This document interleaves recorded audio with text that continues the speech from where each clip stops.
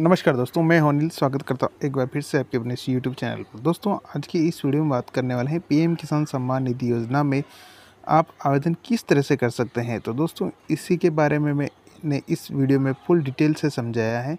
तो दोस्तों, सबसे पहले आपको यहाँ पे आवेदन करने से पहले दोस्तों आपको सबसे पहले ये जानकारी ले लेना है कि आपके नाम पर कोई खाता ज़मीन है कि नहीं।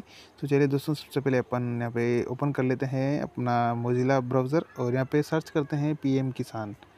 ये सर्च करने के बाद दोस्तों यहाँ पे सबसे टॉप में एक वेबसाइट दिखाई देती है पीएम किसान HTTPS वाली। तो इस पर अपन क्लिक करते हैं। जैसे यहाँ पे क्लिक करेंगे दोस्तों, यहाँ पे पीएम किसान सम्मान निधि योजना का जो ऑफिशियल वेबसाइट है यहाँ पे ये ओपन हो जाता है। दोस्तों, अगर आपका भी इस वेबसाइट में सक्सेसफुली रजिस्ट्रेशन हो जाता है, आप भी एक फार्मर हैं, आपके परिवार से भी कोई एक फार्मर है, तो यहाँ पे आप फॉर्म भर सकते हैं। दोस्तों, यहाँ पे आज मैं फॉर्म CSC के माध्यम से भरने को बता रहा हूँ। ठीक है दोस्तों, अगर आपके पास CSC है तो आप इस तरह से देख सकते हैं, या फिर आपके कोई मिलने वाला है तो आप वहाँ से इस तरीके से आवेदन कर सकते हैं। दोस्तों, आवेदन का प्रोसेस सेम है। सबसे पहले दोस्तों यहाँ पे मैंने CSC को लॉगिन कर लिया। यहाँ पे फिर बता रहा है दोस्तों, जो करेक्ट आधार नंबर है वो इसकी प्रोसेस है कि आपके आधार या फॉर्म में कोई गलती हो गई है तो उसको सुधारने के लिए। दूसरा है फार्मर रजिस्ट्रेशन, तीसरा है एडिट फार्मर डिटेल, चौथा है मेक पेमेंट, फिर होता है यहाँ पे KYC करने का है तो बायोमेट्रिक आधार ऑथेंटिकेशन स्टेटस रिपोर्ट और लॉगआउट। दोस्तों, सबसे पहले अपन यहाँ पे फार्मर रजिस्ट्रेशन पे क्लिक करेंगे। दोस्तों, जैसे ही इस पर क्लिक करते हैं उसके बाद यहाँ पे आधार डिटेल्स मांगता है। तो यहाँ पे सबसे पहले अपन आधार नंबर डालते हैं और उसके बाद अपने को यहाँ पे सर्च करना होता है।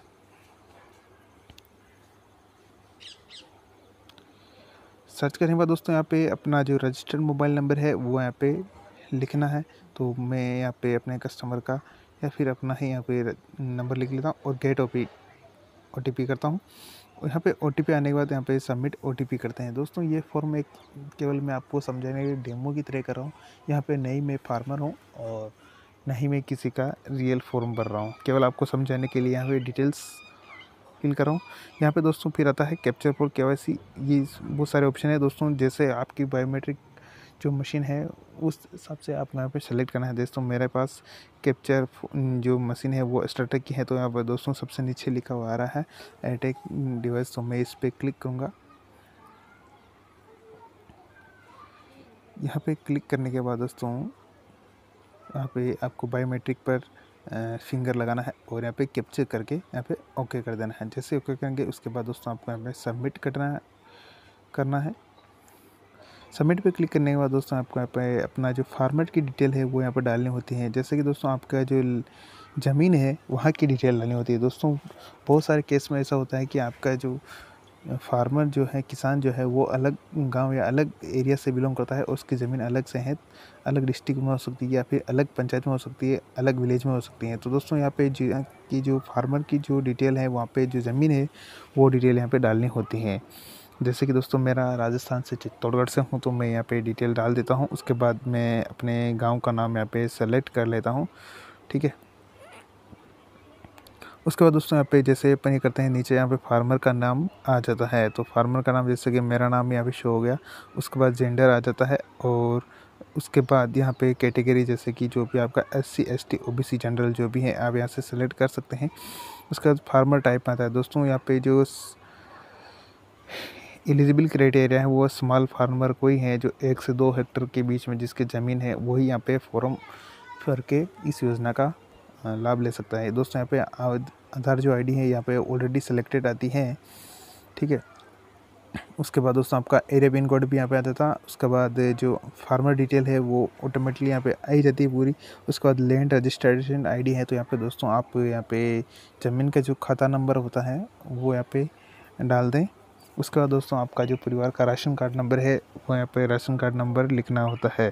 और दोस्तों आपकी डेट ऑफ बर्थ है जो वो डेट ऑफ बर्थ यहाँ पे पहले से आ जाती है।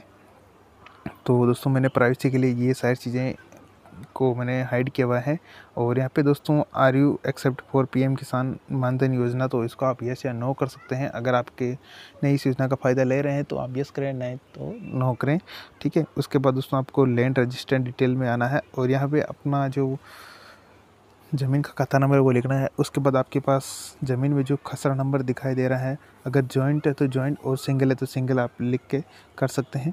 उसके बाद आपका जो टोटल एरिया लैंड है वो यहाँ पे लिखना होता है। और फिर आपको दोस्तों जो ज़मीन है वो आपके या फिर आपके किसी कस्टमर के नाम पर कब आई है, 2019 से पहले आई या 19 के बाद आई है, तो आपको ये ऑप्शन सेलेक्ट करने हैं। अगर बाद में आई है तो सेकंड वाला ऑप्शन सेलेक्ट करें, और ज़्यादातर केस में दोस्तों ये बाद वाला ही होता है। उसके बाद यहाँ पे दोस्तों फार्मर ट्रांसफ़र डिटेल है, तो वो किस रीज़न से आपके नाम पर आई है या फिर आपके कस्टमर के नाम पर आई है, या तो उसके हस्बैंड की डेथ हो गई होगी, यहाँ पे कोई लेडी है तो उसके हस्बैंड की डेथ हो गई तो यहाँ पे नाम से आता है, ठीक है।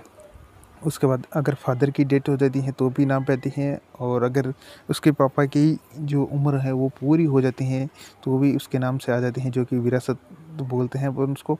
और अगर कोई अलग से आपने परचेज़ की है, ज़मीन खरीदी है तो आ जाती हैं, और आपको अगर किसी ने गिफ्ट किया है तो भी वो यहाँ पे मेंशन करना होता है। उसके बाद दोस्तों आप की जो ज़मीन है, लैंड है, वो आपके नाम पर कब आए हैं तो वहाँ की डिटेल आपको डालनी होती है। ये डिटेल दोस्तों आप अपने पटवारी से या फिर आपने जो ज़मीन की खाता नकल निकलवाई है उस पे लिखी हुई आती है।